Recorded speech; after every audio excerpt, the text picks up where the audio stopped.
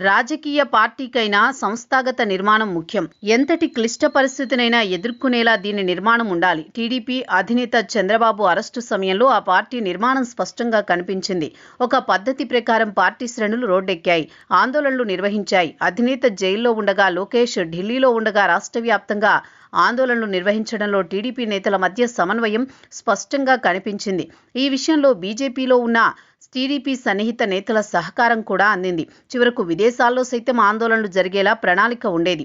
తెలంగాణలో కేసీఆర్ అధికారంలో ఉండగా హైదరాబాద్లో ఆందోళనలు చేపట్టగలిగారు. అంతటి సంస్థాగత నిర్మాణం టీడీపీ సొంతం. కానీ వైఎస్ఆర్సీపీ పార్టీకి వచ్చేసరికి అటువంటి నిర్మాణం ఏమైనా ఉందా అంటే సమాధానం చెప్పలేని దుస్థితి.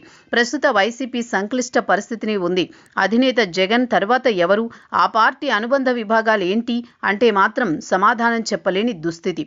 వైసీపీ పార్టీ ఆవిర్భావం నుంచి దాదాపు 15 సంవత్సరాలవుతోంది. జగన్ తరువాత ఎవరు అంటే మాత్రం చెప్పుకోలేని పరిస్థితి. చాలా మంది నాయకులు ఆ పార్టీలో ఉన్నారు. సీనియర్లు చలామణి అవుతున్న వారు ఉన్నారు.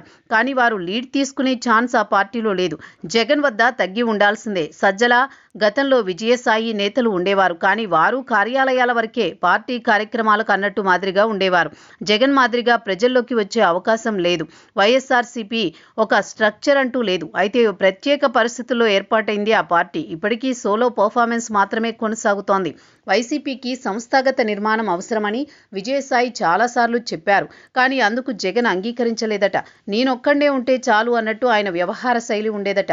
చాలామంది సీనియర్ నేతలు సైతం పార్టీ నడిపే విధానం ఇది కాదని సలహా ఇచ్చారట. అబ్బెబ్బే మీకు తెలియదు, నేనుంటేనే పార్టీ ఉంటుంది, నేను లేకుంటే పార్టీ ఉండదన్నట్టు వ్యవహరించారట.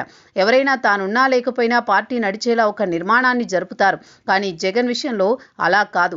వాస్తవానికి ప్రాంతీయ పార్టీలు సుదీర్ఘకాలం కొనసాగలేవు. దానికి కారణం బలమైన నిర్మాణం జరగకపోవడమే.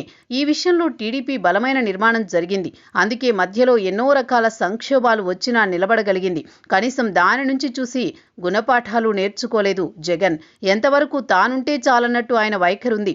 అంటే లేకపోతే లేదు అనే ఆలోచనలో ఉన్నారు జగన్. ఖచ్చితంగా ఇది ఎంతవరకు ఆమోదయోగ్యం కాదని విశ్లేషకుల అభిప్రాయం.